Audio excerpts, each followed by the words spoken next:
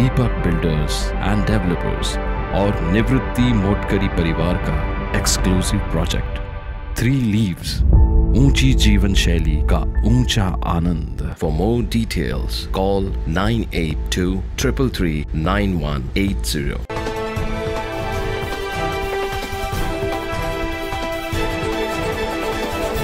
बॉलिवूड अभिनेते आणि माजी खासदार गोविंदा यांनी आज भगवान त्र्यंबकेश्वर चरणी नतमस्तक होत आशीर्वाद घेतले। यावेळी त्यांच्यासोबत त्यांचे बंधू कीर्ती, मुलगा यश उपस्थित होते। काही दिवसांपूर्वीच गोविंदाने राजकारणात री एंट्री केली आहे। शिंदे शिवसेना गटात प्रवेश केलाय। गोविंदा यांना मुंबईतील उत्तर पश्चिम मतदारसंघातून लोकसभेची उमेदवारी मिळणार असल्याचं बोललं जात आहे।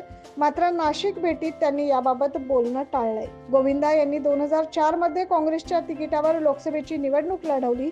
त्यांनी केंद्रीय मंत्रिपद भूषवलेल्या राम नाईक यांचा पराभव केल्याने एकच चर्चा झाली होती। आता पुन्हा एकदा गोविंदा राजकारणाच्या प्रवेशासाठी सज्ज झाल्याचं पाहायला मिळतंय। दरम्यान त्र्यंबकेश्वर देवस्थानच्या वतीनं गोविंदाचा सत्कार करण्यात आला।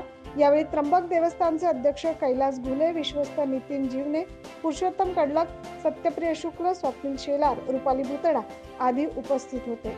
Bureau report 9 news Maharashtra.